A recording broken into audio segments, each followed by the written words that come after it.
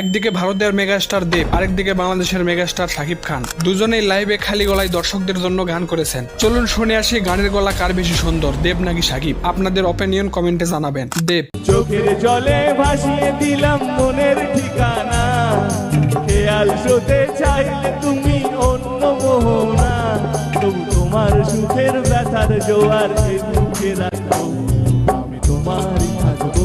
শাকিব খান। ওই চোখে চোখ রেখে অবলোক দেখে দেখে জীবন কেটে যেতে পারে, বুঝিনি কখন আমি হয়েছি তোমার, আজ দেখি তুমি ছাড়া নেই কিছু, জাদু